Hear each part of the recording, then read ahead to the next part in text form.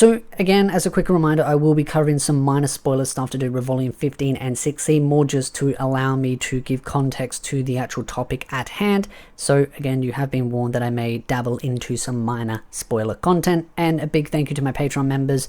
Your support allows me to continue to do the work that I do, so your contribution is very greatly appreciated. And if you do want perks like the private Discord server, then definitely consider supporting the channel. So the thing that I want to talk about is scope creep. Scope creep is used something mainly in the gaming industry, where game developers will get into interviews and they will talk about all these plans that they've got, and as the game goes through development, they keep adding additional ideas and features. Oh, we're going to add 3 races, and then it goes to 4, 5, 6, 7, 8, and then there's all these additional features. Oh, we're going to add all these different PvP modes and PvE modes, map's going to get bigger, and that's what we call scope creep. And it basically is an endless cycle with some game developers where they just keep adding and adding and adding to this overall vision, to the point where it just never stops and they can never release the game to the promises that they end up saying they're going to fulfill.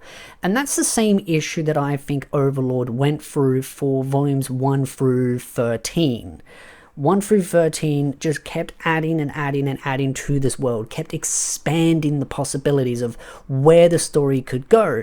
And there's always been an internal debate between fans of where the author was intending to go. The author has mentioned, and again, this is all just fans saying this, so I don't really have evidence that he has said this. I've seen some stuff that he said, but again, a lot of this is fans, so I'd say take it with a grain of salt, but it does seem pretty legitimate based on his other past remarks as well. So he's mentioned that he's had, based on what fans have said, ideas for about 50 volumes, and he's mentioned in some of his comments in the light novels, like at the end parts where he does his little spill at the end, that he had plans for like volume 22 and 23, and he had little plans sprinkled throughout the series. And then after volume 13, he really put his foot down and decided, no, I'm going to end at volume 17. Now with volumes 15 and 16, that was 1 volume split into 2.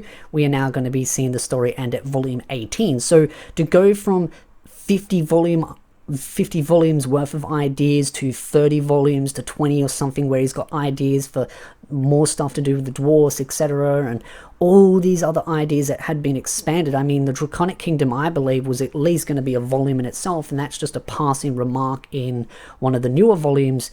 Clearly, he had a lot planned. He had a very ambitious story that he wanted to go with.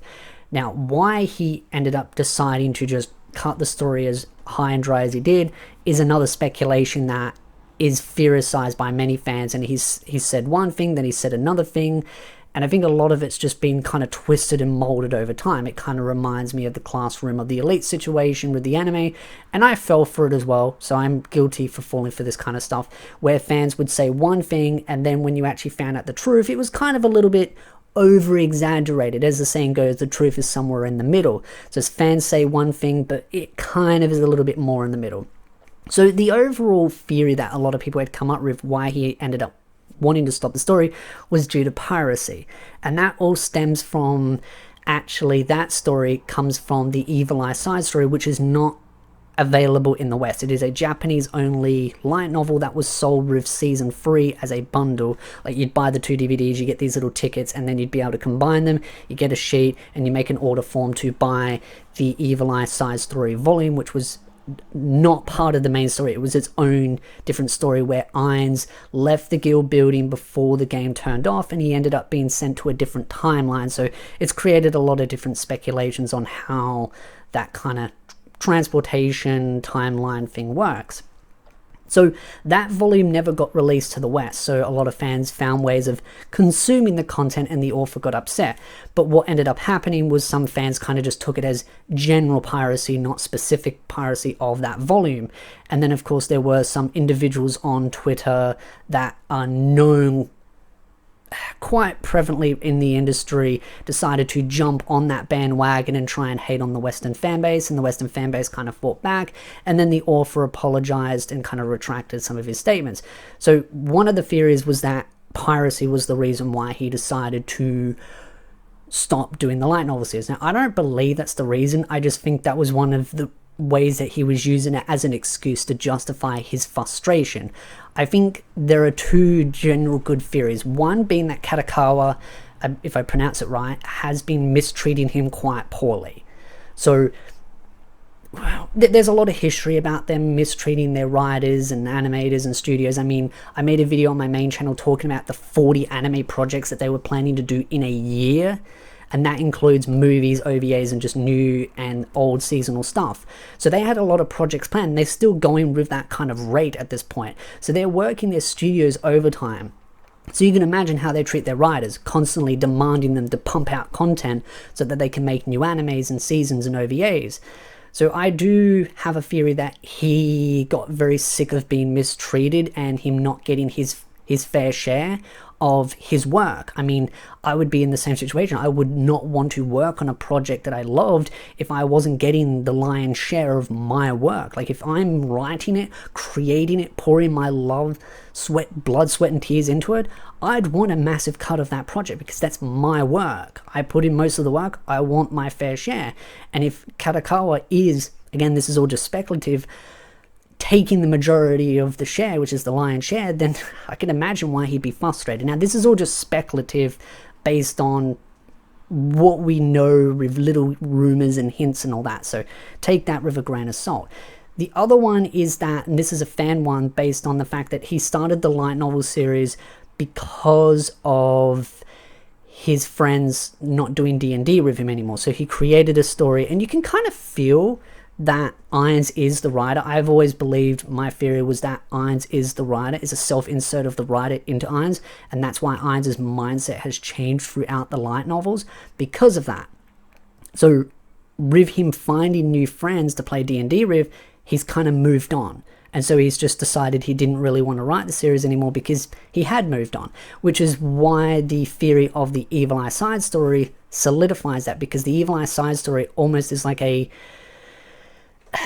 way of him saying that he has moved on, because this isn't really a spoiler because it's not going to be part of the anime, but the Evil Eye side story is basically Ainz being transported to a different timeline of the same world, and in him meeting Evil Eye when she was younger, and then him helping her and going on an adventure together. I'm simplifying it, and then making new friends. And Nazarick only appears in the new world at a later time, but Ainz has moved on, made new friends, and that's kind of what fans believe is his way of saying what's like his mindset, that he has moved on, he's made new friends, and he's kind of let the past be in the past, and he wants to move on from the Overlord series. Now, whether you want to believe the first theory, the second theory, or the third theory is completely up to you, but it's a reality that the scope creep of the story got so out of control that he needed to cut it dry at some point. And after volume 13, he's decided that, okay, I'm going to have to finish some of these story points up and leave some of them high and dry. Now, some of the fans that I've spoken to have said, oh, well, that's perfectly fine because it's fine to have open-ending endings in some areas. And I believe that is true. That is a very valid point. But it depends on how you go about that. You don't start a story halfway and then leave it uncompleted in the most jarring way possible. Like, there are so many little things that just feel very cut and dry. Like, it just, boom, done. And it's just like, oh, is that it? And you just kind of feel left in the dark a little bit. Now, I can understand if certain things were done in a way where it's like, you could leave it up to your own imagination of what happens afterwards.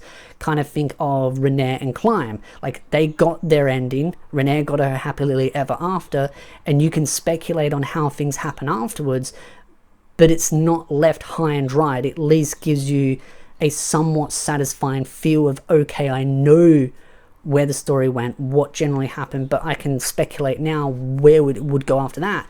Some of the other stuff is just completely left in the dark, and that's where the concern is.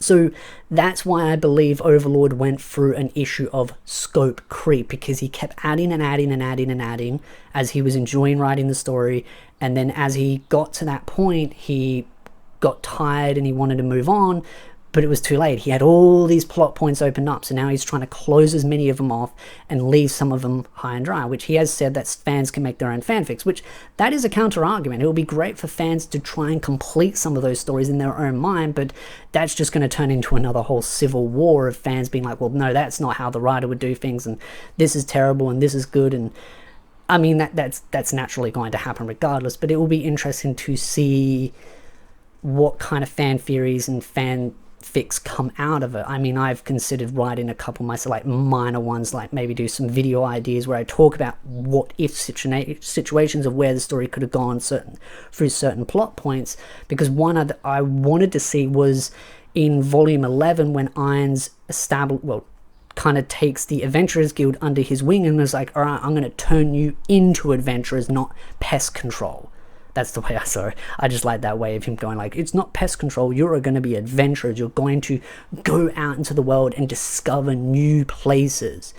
And that's why I think Overlord went through massive scope creep, because imagine how many volumes he could have had. He could have had a whole side story series with an additional 20 volumes, going over different adventurers, going on different journeys to different places and discovering different things and bringing them back to Nazarick for them to learn and understand about all these crazy places. And Ainz could have gone on some of these adventures and just left Albedo and Demiurge in charge of administration, because that's the great part about it, is that Ainz didn't necessarily have to be there to monitor everything. He could just conquer that part of the new world and go, hey, I'm going to go off into the new world and discover new stuff. He could even masquerade as Momon. And that's the thing. The possibilities were endless. And that's the issue with Overlord. It went through severe scope creep. It's not a bad thing if you're planning and intending to finish it. And I understand some fans are not going to like me being critical of the light novel series, but as a very big Overlord fan, these were the things that I was itching to see and really hoping to see fleshed out, especially that section of the story, because I love the idea of adventurers, fantasy worlds, discovering new ores, herbs, monsters, places, and not just what you can imagine, but what artists can create out of it. It's one of the things that I love, and I always enjoy on Twitter looking for new artists and different art and their ways of how they see that world and those characters and those places and different things, because the possibilities are almost infinite with your imagination, and it can be different and varied depending on the individuals. And that the other thing though too is that the author could create some of those stories and then leave fans to create their own that could be linked as well. The possibilities were almost infinite. He could have almost hired another, say like a manga artist and a writer for the manga, and create a whole different spin-off manga connected to the light novels that went on different adventures. And oh, my brain just boggles with all the possibilities of where it could have gone. It's infinite. And that's what's so great about what his imagination was, but it falls back to the issue of scope creep. He kept adding and adding and adding to the infinite possibilities, and at some point you've got to reel it all back in, and that's just the sad part. I know some fans have kind of speculated that he'll continue writing after volume 18. It's pretty clear, as much as I've had a bit of copium hoping that he'll go back to writing the web novel and just take the original, find a deal and do the web novel, I don't think he will. I think he's done, he's dusted, and I think that goes back to the third reason why he stopped, because he's found new friends to do D&D with, so he's got new adventures to enjoy with his friends when it comes to those D&D fantasy worlds. So I think a lot of it's going to be left to fans to create their own stories, and the possibilities are almost infinite. I've got a couple of ideas that I'm cooking up in my head, and some possible collaboration ideas that I could do with some other people, but it just depends on the demand. If the demand is there, maybe I might do something. Who knows? I'd love to know your thoughts in the comment section down below. What do you think about the whole concept of scope creep from a light novel's perspective? And what do you think could have been expanded on? Like, what do you think about the whole adventures idea? What do you think of the Dwarven Kingdom and how there was things under the bridge and the floating city with infinite water coming from it, which was said to be a guild building, and the possibilities of world items and rare items hiding in there that Ainz could have collected? Like, the possibilities are infinite, and even with the Draconic Kingdom as well. So again, if you like this video, hit the like button. Tell me in the comment section what topics would you like me to cover on Overlord or Dharmachi, Job's Reincarnation, or Eminence in the Shadow. So if you like this video, hit the like, subscribe, and I'll see you beautiful nerds in the next video.